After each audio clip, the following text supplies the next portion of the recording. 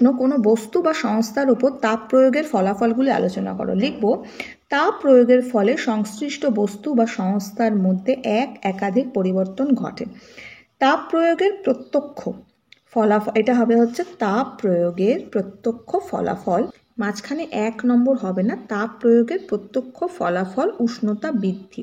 ঠিক আছে, এটা হচ্ছে 1 নম্বরটা এইখানে হবে, ফার্স্টেই হবে 1 নম্বর। ঠিক আছে, তাহলে আমরা প্রথমে কি পাচ্ছি, তাপ প্রয়োগের প্রত্যক্ষ ফলাফল হচ্ছে উষ্ণতা বৃদ্ধি। যত বেশি পরিমাণ তাপ দেওয়া হয় বস্তুর উষ্ণতা, সব উষ্ণতাটা এসছেন ওটা উষ্ণতা হবে, ওকে, বস্তুর উষ্ণতা পরিবর্তনও তত বেশি হয়। নেক্সট 2 নম্বর লিখব, তাপ প্রয়োগে পদার্থের অবস্থার পরিবর্তন ঘটে। সাধারণভাবে বলা যায় তাপ দিলে কঠিন তরলে ও তরল গ্যাসে রূপান্তরিত হয়। তাপ অপসারণে বিপরীত ঘটনা ঘটে, অর্থাৎ গ্যাস তরলে ও তরল কঠিনে পরিণত হয়। ঠিক আছে, নেক্সট, তাপক্রিয়ার কঠিন পদার্থের দৈর্ঘ্য, ক্ষেত্রফল, আয়তনে বাড়ে। তরল ও গ্যাসের ক্ষেত্রে শুধুমাত্র আয়তন বৃদ্ধি পায়।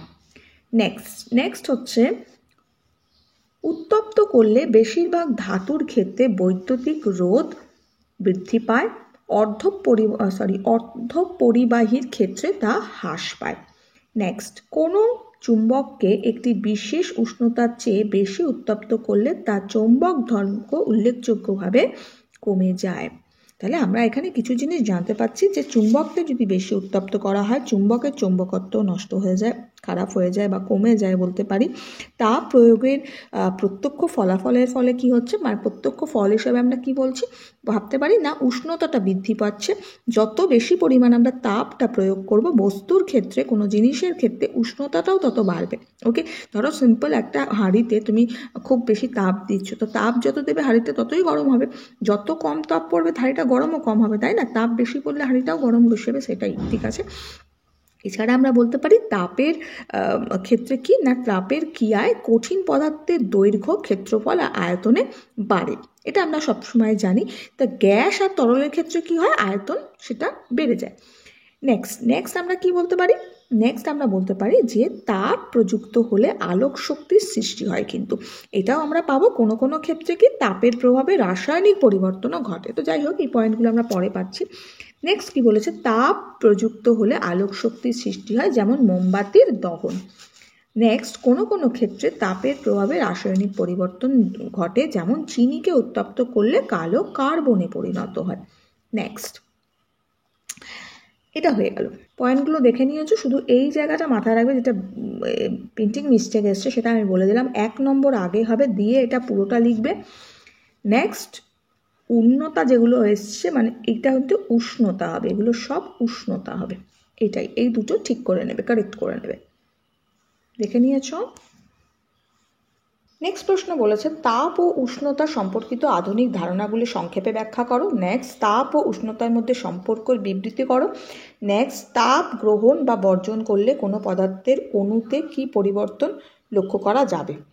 তাহলে আমরা সবার প্রথমে কি দেবো না, 1 নম্বর দিয়ে লিখব, পদার্থের গতীয় তত্ত্ব অনুসারে তাপ হলো শক্তির এক বিশেষ রূপ, যার মান পদার্থের অণুগুলির স্থিতিশক্তি ও গতিশক্তির সমষ্টি বা অভ্যন্তরীণ শক্তির সমানুপাতিক। অণুগুলির মোট শক্তি বৃদ্ধি পেলে পদার্থের মধ্যে নিহিত শক্তির পরিমাণ বাড়ে। উষ্ণতার পার্থক্যের কারণে এই অভ্যন্তরীণ শক্তি একটি অংশের পরিবেশে স্থানান্তর ঘটে, একেই বলা হয় হচ্ছে তাপ। নেক্সট, গতীয় তত্ত্বের সাহায্যে প্রমাণ করা যায় যে উষ্ণতা হলো এমন একটি রাশি যা অণুগুলির গড় গতিশক্তির সমানুপাতিক। সুতরাং আণবিক গতির বাহ্যিক প্রকাশই হলো উষ্ণতা। তাহলে উষ্ণতাটা বলতে আমরা কি জানতে পারছি না, উষ্ণতা হলো এমন একটি রাশি যা পদার্থের অণুগুলির গড় গতিশক্তির সমান বা সমানুপাতিক, এবং আণবিক গতির বাহ্যিক যেটা প্রকাশ সেটা বলতে পারি আমরা উষ্ণতা। ঠিক আছে, তাপ ক্ষেত্রে আমরা কি বলা যেতে পারে, তাপের ক্ষেত্রে বলা যেতে পারে যে কোনো পদার্থের যে আমরা বলতে পারি এক প্রকারের এটা শক্তি, তাপ হলো এক প্রকারের শক্তি। ঠিক আছে, যার মান পদার্থের যে কোনো পদার্থের যে অণুগুলির স্থিতিশক্তি বা গতিশক্তি সেটার আভ্যন্তরীণ শক্তির সমান বা সমানুপাতিক বা সমষ্টি। ঠিক আছে। এবার অণুগুলির মোট শক্তি বৃদ্ধি পেলে পদার্থের মধ্যে নিহিত যে পদার্থটার মধ্যে যে শক্তি আছে সেই পরিমাণটা তখন বাড়ে। এর উষ্ণতার পার্থক্যের কারণে এই অভ্যন্তরীণ শক্তির একটি অংশের যে পরিবেশে স্থানান্তর ঘটে তাকেই বলা হয় হচ্ছে তাপ। নেক্সট আমাদের প্রশ্ন কি ছিল না, তাপ আর উষ্ণতার মধ্যে সম্পর্ক বিবৃতি। তা আমরা এখানে কি দেবো, তাপ ও উষ্ণতা পরস্পর সম্বন্ধযুক্ত হলেও দুটি ধারণা একই অর্থ বহন করে না। আলো, শব্দ, বিদ্যুৎ ইত্যাদির মতো তাপও এক প্রকারের শক্তি, কিন্তু উষ্ণতা এক প্রকারের তাপীয় অবস্থা। এক বালতি গরম জলে কিছু পরিমাণ ঠান্ডা জল ঢালা হলে বালতির জলের মোট তাপের পরিমাণ বাড়বে, কেননা ঠান্ডা জলের খুব সামান্য হলেও কিছু পরিমাণ তাপ ছিল। কিন্তু একবার বালতিতে হাত ডোবালে ওই জলকে পূর্বক্ষেত্রে ঠান্ডা মনে হবে, একবার ডোবালে ওই জলকে পূর্বাপেক্ষা ঠান্ডা মনে হবে। এর দ্বারা বোঝা যায় কোনো বস্তু ঠান্ডা নাকি গরম এই অনুভূতি বস্তুর সঞ্চিত মোট তাপের পরিমাণের ওপর নির্ভর করে না। এই অনুভূতি নির্ধারণ করে বস্তুর উষ্ণতা। কোনো বস্তুকে তাপ প্রয়োগ করলে তার উষ্ণতা বৃদ্ধি পায়।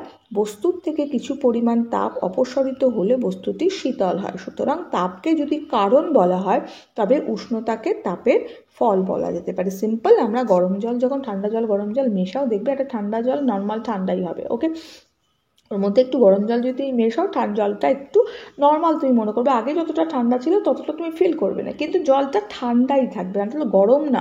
আবার গরম জলটা কি ছিল, গরম জলটা তুমি যদি ধরো যে আগে যতটা গরম ছিল, এখন ওর মধ্যে যখন ঠান্ডা জল মিশে গেল তখন কি ততটা গরম রইলো না, ঠান্ডা হয়ে গেল না। তো সেটাই বোঝানো হচ্ছে। নেক্সট পরের প্রশ্ন বলেছে, তাপ গ্রহণ বা বর্জন করলে কোনো পদার্থের অণুতে কি পরিবর্তন লক্ষ্য করা যাবে? উত্তর লিখব, পদার্থ তাপ গ্রহণ করলে তার অণুগুলির গতিশক্তি তথা গতিবেগ বৃদ্ধি পায়। তাই পদার্থের অণুগুলির মধ্যে আন্তরাণবিক ব্যবধান বৃদ্ধি পায়। আবার পদার্থটির তাপ বর্জন করলে অণুগুলির গতিশক্তি হ্রাস পায়, ফলে পদার্থের অণুগুলির মধ্যে আন্তরাণবিক ব্যবধানটাও হ্রাস পাবে। শোনো, তাপ এক প্রকারের শক্তি, যে কোনো দুটি উদাহরণ দিয়ে বুঝিয়ে দাও। তো আমরা দুটো উদাহরণ কী ইউজ করব? সবার আগে, দুটি হাতকে পরস্পরের সাহায্যে ঘর্ষণ করলে দেখা যাবে যে হাতের তালু দুটো গরম হয়ে গেছে। এক্ষেত্রে যান্ত্রিক শক্তি বিনিময়ে তাপ সৃষ্টি হচ্ছে। আমরা সবসময় দেখব দুটো হাতের তালু যখন ঘষবে তখন কি হচ্ছে, একটু গরম হয়ে যায়, তাই তো? তার মানে কি হচ্ছে এখানে, না যান্ত্রিক শক্তির বিনিময়ে তাপের সৃষ্টি হয়। নেক্সট আমরা কি লিখব, না কয়লা পোড়ালে তাপ উৎপন্ন হয়। এক্ষেত্রে কয়লাতে সঞ্চিত রাসায়নিক শক্তি তাপে পরিবর্তিত হয়। ওই তাপের সাহায্যে জলকে বাষ্পে পরিণত করে ইঞ্জিন চালানো যায়। ওকে, অর্থাৎ এক্ষেত্রে তাপ শক্তি কিসে পরিণত হলো, না যান্ত্রিক শক্তিতে পরিণত হয়েছে। ঠিক আছে, তাহলে সুতরাং ওপরের দুটি উদাহরণ থেকে বোঝা যায় যে তাপ উৎপন্ন করতে গেলে কোনো না কোনো শক্তির প্রয়োজন হয়, আবার তাপ থেকে অন্যান্য শক্তিও পাওয়া যায়। আমরা জানি শক্তিকে এক রূপ থেকে অন্য রূপে পরিবর্তন করা যায়।